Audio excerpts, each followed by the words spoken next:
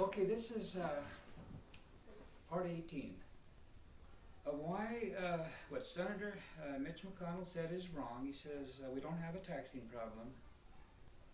We don't tax too little. Now that's false. Now, in my last video, I was talking about this deficit financing bubble here that we're creating. And the theory is, if we don't impose austerity and we don't raise taxes, that won't prevent or harm economic recovery. But by doing both of those things, we're allowing this debt to GDP to expand in the wrong direction. And the danger here is that we are expecting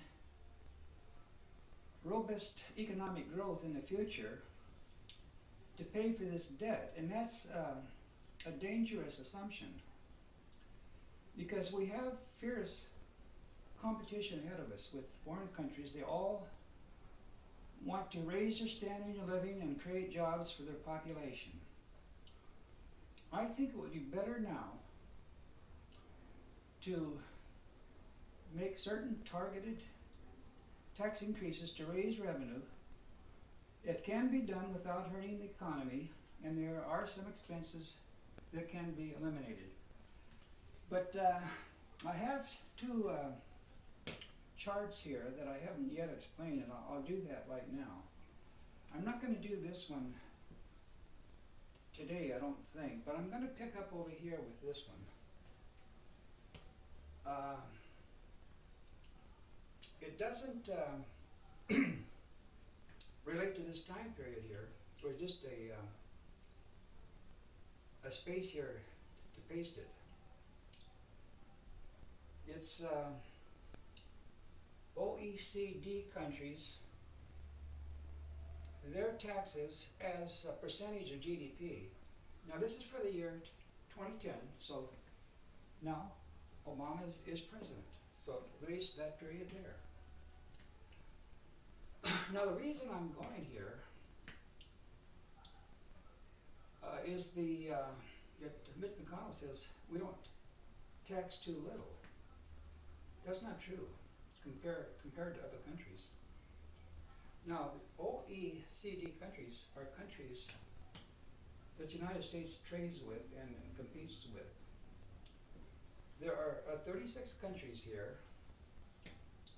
And where do you think the United States is in terms of tax revenues as a share of GDP? Well, we're third from the bottom. Only two countries pay less in tax revenues as a percentage of GDP than the United States, and that is Chile and Mexico. Now in 2010, of course, Obama's president, we paid 24.7% of taxes as a share of GDP. But look up here at the top. Excuse me. That's Denmark. Now they paid 47.6% in tax revenues as a share of GDP. Now I want to tell you something about Denmark. In 2012, it was voted the most happy nation in the world, of the country to live in. Now these people must be happy with the way the government is spending their tax dollars, by the benefits and services they get.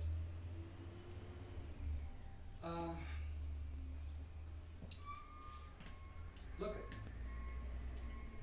it doesn't make any difference whether you spend your money or the government spends it. It stimulates the economy equally. Maybe in different areas, but the same. The same amount of money goes into the economy. Now you just have to determine whether you want those government to provide you with those services, and are you willing to pay for it? Now I know you've heard Republicans state that raising taxes kills jobs. Lowering taxes creates jobs because the rich are the job creators. Well, that's partly baloney. Yes, excessive taxation of businesses or corporations does suppress investments. But that's not necessarily true of the income tax.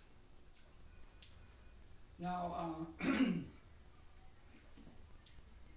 you can see over here, Clinton here, he raised taxes and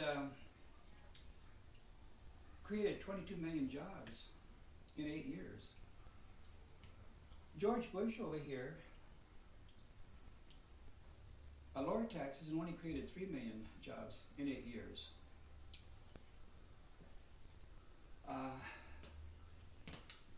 The real engine behind economic growth is not necessarily the tax code.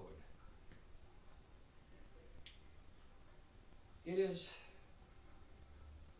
the main engine is, does your nation produce goods and services that people at home and abroad buy in competition with other countries?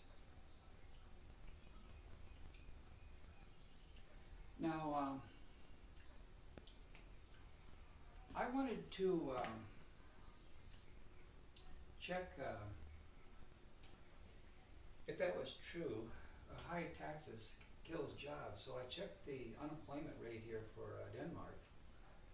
And for January of this year, if I remember correctly, it was 4.2. I checked the United States, and it was 6.6. Well, we're paying half as much, about half as much in taxes, and we have a higher unemployment rate. Now, I also checked the gross domestic product because that's an important indicator of a sound economy. And the GDP, the debt to GDP for Denmark was 44.4. Compare that to the United States, which pays half in taxes, and our debt to GDP was all the way up here to 107, over 107.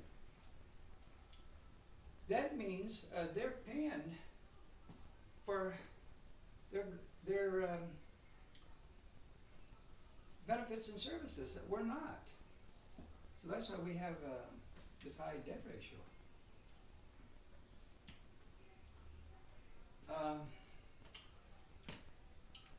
Now the second reason I'm going to this chart here is that Norquist was on the 60 Minutes speaking to Steve Croft, and he said that or agreed that he wanted to cut the size of the government in half and shrink it some more and bring tax revenues as a percent of GDP down to 8%. Now look at this black bar down here I added. That's where 8% would be. That's where Norquist wants us to go. That's where we were at the turn of the 20th century. Then we didn't have Social Security. We didn't have Medicare. We didn't have unemployment insurance. We didn't have Medicaid. We didn't have food stamps. We didn't have proper nutrition program for women, infants, and children. We didn't have a children's hospital insurance program. We didn't have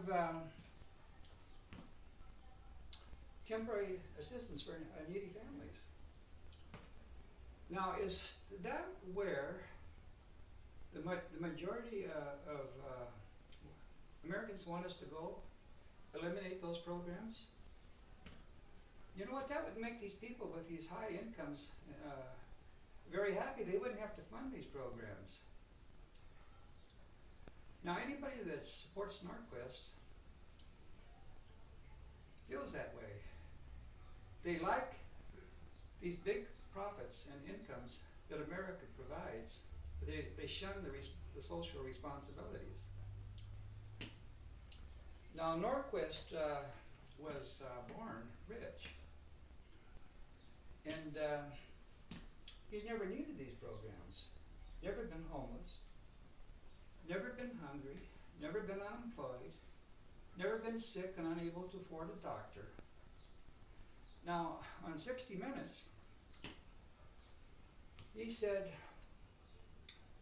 or believes, these programs make life difficult for people. Well, that's false. Now, as I said before, Americans for Tax Reform is a 501c4 nonprofit. Now, the main or the primary function of these organizations is to promote social welfare. Well, social welfare and human welfare are the same because society is made up of humans. That organization does not qualify for that status because it wants to eliminate these social human welfare programs. Now listen, if the IRS should shut this organization down, and this man should be ran out of town. Now, why do I say that? Well, he's America's #1 fiscal enemy. He created the tax plays, and this organization promotes it. And it's been fairly successful. And this debt can be blamed on him more than any other single person. And you can also charge him with this national debt here. From the time that Reagan was in office, because he launched the pledge in '86, and since then the cost of the interest on the national debt, not counting this year, is $9,000,000,031. Now, the reason why, for example, if Osama bin Laden was alive today, would you allow him to set up headquarters of Al-Qaeda in Washington, D.C., blocks from the Capitol building? Well, Norquist has done more fiscal, financial harm to the United States than Al-Qaeda. Therefore, this organization should be put out of business. Not only because it's harmful to the nation's finances, it prevents a sufficient number of congressmen from raising taxes to pay for legitimate government expenses, but the anti-tax pledge is unconstitutional. Now, it prevents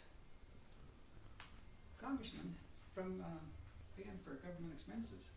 Now, Norquist was on 60 Minutes. And how do I know they're not paying for government legitimate government expenses? Well, he was on 60 Minutes and he told Steve Croft that no Republican has voted for a tax increase who has signed the pledge since 19 90. That means they refuse to pay for these two wars, to raise taxes. They refuse to raise taxes for the increased cost of natural disasters. They refuse to pay costs for the increased cost of homeland security. They refuse to refund the looted money from the Social Security Trust Fund. Now that's unconstitutional. That does great harm to the United States because those expenses are put on your credit card and it's causing this debt to rise